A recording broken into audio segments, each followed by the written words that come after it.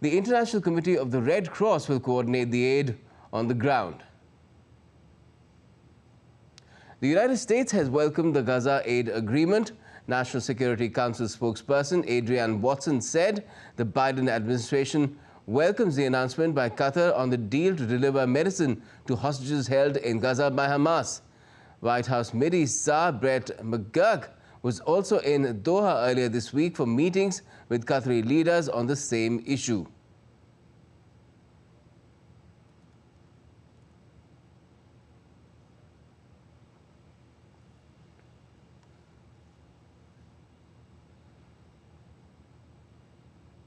Let's now take you for a live update across to Sarah Coates joining us from Tel Aviv. Good afternoon to you. Sarah from Delhi, what more can you tell us about this deal in terms of what kind of relief and in what quantum is it expected to bring to the people in Gaza and the Israeli hostages held by Hamas?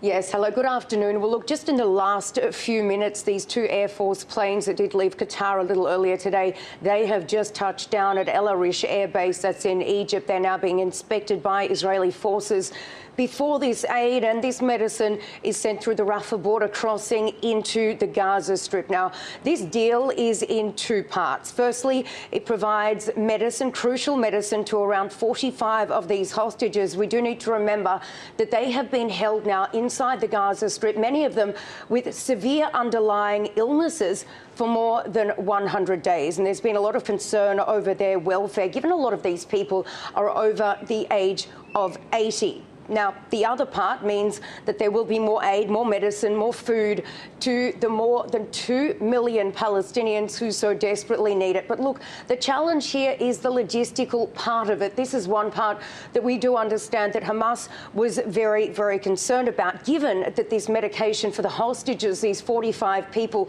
obviously has to go to specific people. Hamas was very worried that Israel may, in fact, use this deal to track the positions of these hostages. Now, we do understand that France actually purchased this medication last week. It was arranged by the Missing Persons Forum. But look, they've come out to say that while it is good that these people are getting this medicine that they so desperately need, there is, of course, a lot of concern for the people, more than 100 people who are still being held in the Strip. Now, we do know that the International Red Cross may have a part to play here in getting this medicine to the people, paying a visit to these people, but we still do not understand exactly what capacity it will take. Now, we do know that this medicine will be delivered, as I said, through that Rafah border crossing. In terms of how much there will be, that is still unknown. All right. And how will it be ensured that this deal is carried forward on the ground and not jeopardized by the ongoing hostilities, as the larger objective of peace is nowhere in sight?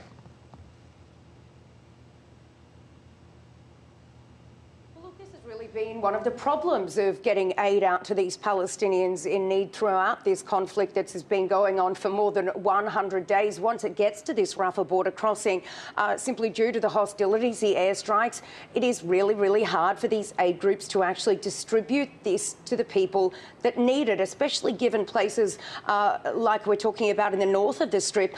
There's been barely any aid getting there. Now, just after this announcement that happened late last night, there were a number of Israeli strikes, not only on the southern areas of Rafah, but also in Khan Yunis, down in the south. We do understand that at this hour, Israeli tanks and other military personnel have surrounded the areas near the Nasser hospital. And look, this is an area that Israel is believes, I should say, is being used for terror activities. A little earlier this week, there was a rocket fired, as Israel says, from the Nasser hospital. Israel releasing a statement saying that Hamas operates systematically in the hospitals in the Strip and in the areas adjacent to them, using the civilian population as a human shield and exploiting hospital infrastructure. So this is a reason that we could be seeing the Israeli forces right now surrounding Nasser hospital. According to Palestinian media, at least 23 people have been killed in the last few hours in these airstrikes,